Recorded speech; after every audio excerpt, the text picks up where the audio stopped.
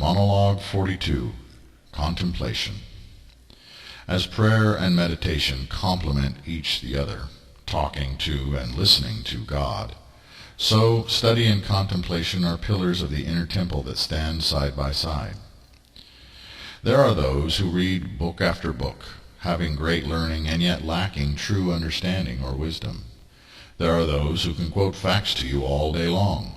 They are fountains of trivia and human calculators, while having an absence of conscience and a profound inability to see the deeper meaning behind the veil of apparent reality. So it is, I say unto you, that not only should you read and watch, studying the world around you, but that you must give it consideration and try to fully absorb what is being said, read, or observed. To read is one thing, and to know is another. Always try to connect the dots, see the patterns in seemingly random events, and ponder the place and time of each event, the greater context.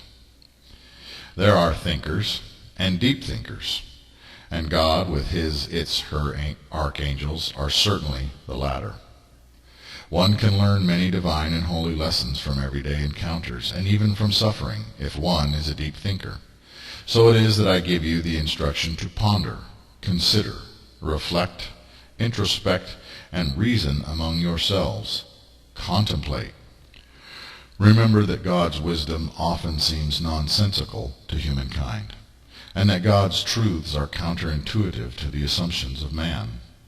What mankind regards as wise is foolishness to us, and what humanity regards as knowledge we regard as part of the illusion. Good and evil, selflessness and selfishness in the most basic sense, are not defined the same way by the angels or by God as they are by the human race. Moreover, God reasons from an eternal and lofty vantage, while angels reason from a perspective of 1,000 and 2,000-year periods of time, and mankind reasons from the standpoint of days, weeks, months, and a handful of years. Your entire life on earth is a blip of time, and though the young will never believe it until they are old, before you know it, you are knocking on death's door, wondering where all your years went, and trembling in terror of oblivion or punishment.